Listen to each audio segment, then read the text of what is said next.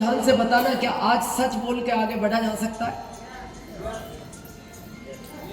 आज की इस दुनिया में बहन जी,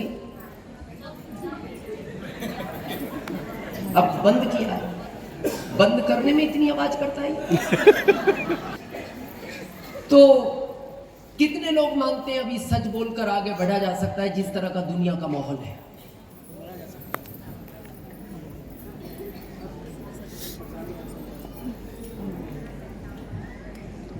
आरसीएम को दूर करो, आरसीएम को छोड़ो, आरसीएम की बात नहीं चल रही है, बात चल रही है दुनिया के बाकी क्षेत्रों की। तो फिर नहीं हो सकता है सर, नहीं बढ़ा जा सकता सर। सच के साथ चलना बहुत कठिन है, कठिन नहीं। या कितने लोग सच बोलना पसंद करते हैं? सभी पसंद सभी लोग करते हैं। इसका मतलब काम अच्छा है, इसका मतलब काम तो अच्छा है क्योंकि पसंद है। वो लोग अब हाथ खड़ा करें जो सुबह से शाम तक हर बात पर सच बोलते हैं। और लाइन दोबारा ध्यान से सुनो, सुबह से शाम तक फोन है तो हर बात पर हाथ कहाँ गए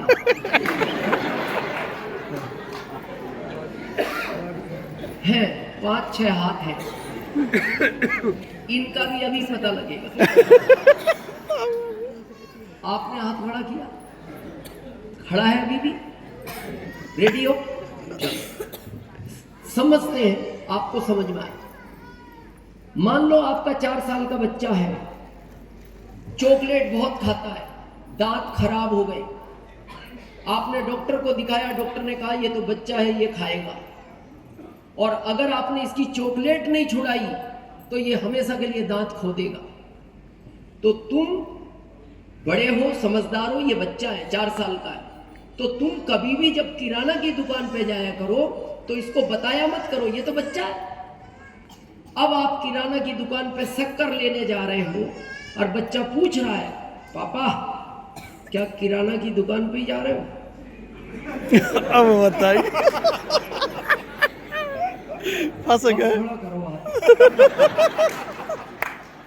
अब यहाँ गलती नहीं है, यहाँ गलती नहीं है क्योंकि बच्चे का भविष्य है। तो हमारे शास्त्रों में उल्लेख है, कई जगह झूठ बोलने का पाप नहीं लगता, उसका पुण्य मिलता है। जैसे किसी बच्ची की शादी हो रही है और झूठ बोलना पड़ता है तो उसका पाप नहीं लगता, उसका पुण्य मिलता है। आपकी वजह से किसी की जान बच रही है तो उसका पाप नहीं लगता, उसका पुण्य मिलता है। बस इतना झूठ हम बोलते हैं, इतना ही हम बोलते हैं। और इसके साथ हमने जीवन में बहुत संघर्ष किया। हमारे पिताजी हमें फोन किया करते थे, बेटा अपने 3 भाइयों की जिंदगी देखो और तुम्हारी देखो, तुम नरक में जा रहे हो और ये स्वर्ग की तरफ जा रहे हैं क्योंकि तुम्हारे अंदर दादाजी चले गए। तो हम बोलते थे, पिताजी अब हम कुछ कर नहीं सकते, वो चले गए और ज्यादा अंदर चले गए और इस दुनिया से भी चले गए, ताकि हम दोबारा जाके पूछ लें ट्रैक चेंज करें क्या। अब बताने वाला भी कोई नहीं। तो हमने खेती की, कभी प्लस में नहीं रहे क्योंकि मजदूरों को ज्यादा बांटते थे। दादाजी समझा गए थे, अपने से ज्यादा फायदा दूसरों का करो। तो हमारे कजिन ब्रदर है हमारे परिवार में, विजय भाई नाम है उनका, सबसे पढ़े लिखे वही हमारे परिवार में, ग्रेजुएशन।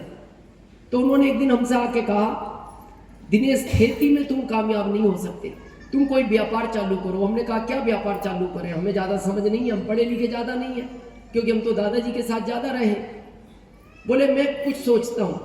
तो उन्होंने एक फार्म भरा A1 साइकिल का, एजेंसी लुधियाना से ली, और उन्होंने हमें एक शोरूम खुलवा दिया साइकिलों का दुकान। तो हमारे यहाँ 4 मिस्त्री काम करते थे 4 साल तक। 4 साल बाद उन चारों ने अपनी दुकान खोल ली, हमारी बंद हो गई। और हमें आज तक पता नहीं लगा क्यों बंद हुई, उनकी क्यों खुली। उसके बाद फिर उन्होंने कहा तुम व्यापार में भी सफल नहीं हो सकते, कोई सेफ काम ढूंढो। सेफ काम क्या है भारत का? नौकरी। नौकरी। हमने वो शुरू की। हमने कहा यूपी गवर्नमेंट तो, आवाज को नहीं छेड़ोगे बार बार, नहीं रवि कम करो उसको थोड़ा, नहीं आवाज को बार बार नहीं छेड़ोगे।